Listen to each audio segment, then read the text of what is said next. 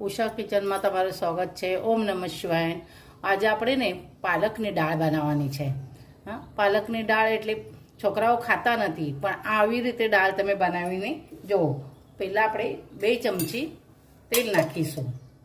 આમ તો તેલ તમારા મરજી ઉપર છે, કોઈને વધારે ભાવે છે, કોઈને ઓછું ભાવે છે, તો 2 ચમચી તેલ નાખી દીધું, બરાબર।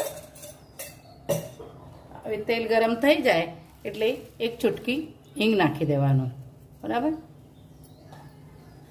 પછી આપણે લીમડી નાખી દેવાની। આપણે 1 ચમચી રાઈ નાખી દેવાની, જીરું નાખી દેવાનું। પછી બરાબર તતડે એટલે કાંદો નાખી દેવાનો। આ જડ્યું છે, આ એક કાંદા વગર તો આ દાળ નહીં સારી લાગે। હા, એટલું ધ્યાનમાં રાખો, કાંદાની વઘાર જુએ જ। પાલક દાળ ખાવાની એટલે કાંદાની વઘાર હોય તો સરસ લાગે। હા, એક કાંદો નાખી દીધો।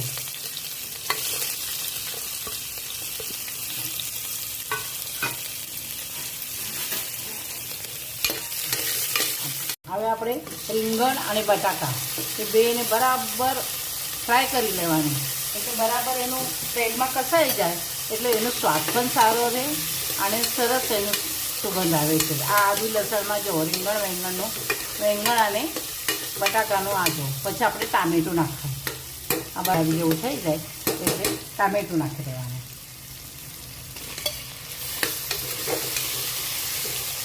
આ ટામેટું જરાક આમ થઈ જાય એટલે મસાલો કેવી રીતે બનાવવાનો તે બતાવું તમને। આ જો 1 ચમચી ગરમ મસાલો, 1 ચમચી લાલ મરચું, હળદર, થોડુંક પાણી નાખવાનું એટલે એ પેસ્ટ થઈ જાય ને એટલે એની અંદર સરસ મજાનું ભળી જાય।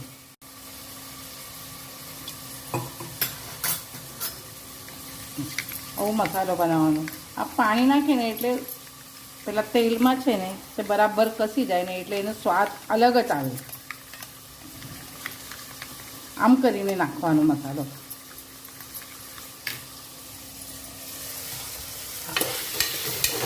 આ જો પાલક, આ છે ને રીંગણ, બટાકા, કાંદા, ટામેટું આ સરસ થઈ ગયું ને, એની અંદર મેં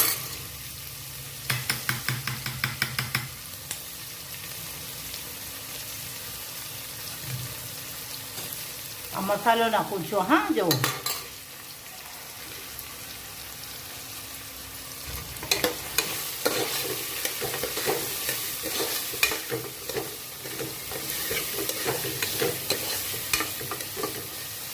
આનો કલર જરાક બદલાઈ જાય અને બરાબર રીંગણની અંદર આ મસાલો ભરાઈ જાય, એનો સ્વાદ આવી જાય પછી આપણે દાળને પાલક નાખીશું, એની અંદર ધાણા નાખી દઈશું। હા, આ તેલમાં જરાક ધાણા નાખે ને એટલે સ્વાદ સરસ આવે છે, બરાબર। આ જો તેલ છૂટું થઈ ગયું। હવે આની અંદર આપણે પાલકને દાળ નાખીશું। આ પાલક મેં બરાબર સ્વચ્છ ધોઈને લીધી છે, એની અંદર ઝીણી ઝીણી મંટોળી હોય ને એટલે આખી ધોઈ લીધી, પછી આ કાપીને મેં તૈયાર કરેલી છે। આવી ઝીણી કાપવાની, પછી એની અંદર નાખી દેવાની।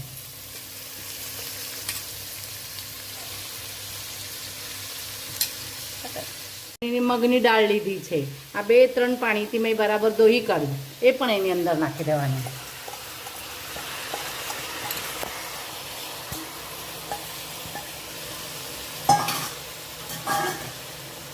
હવે આપણે સ્વાદ અનુસાર મીઠું,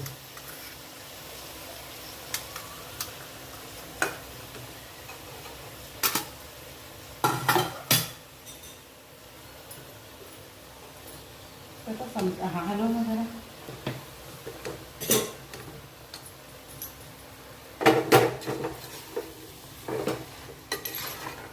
આ 10 મિનિટ પાણી નહીં નાખવાનું, 10 મિનિટ એમ જ આમ બરાબર એ થવા દેવાની। પાલક આ જો નાખું, આવી રીતે 10 મિનિટ એને ચડવા દેવાનું। પછી આપણે 2 ગ્લાસ પાણી નાખવાનું। કેટલું? 2 ગ્લાસ। અને 2 ગ્લાસ મેં પરફેક્ટ કીધી છે, અમને 2 ગ્લાસ લાગે, પણ તમને કેવી રીતે ખાવાનું હોય, ભાત સાથે ખાવાનું હોય કે રોટલી સાથે ખાવાનું, એ પ્રમાણે તમે જાડું પતલું જેટલું કરવું હોય એવી રીતે કરી શકો છો। પણ મને 2 ગ્લાસ પાણી લાગે આની અંદર, એટલે મેં તમને 2 ગ્લાસ કીધું। એ તમારા હિસાબે, તમારા સ્વાદ અનુસાર પાણી નાખી દો।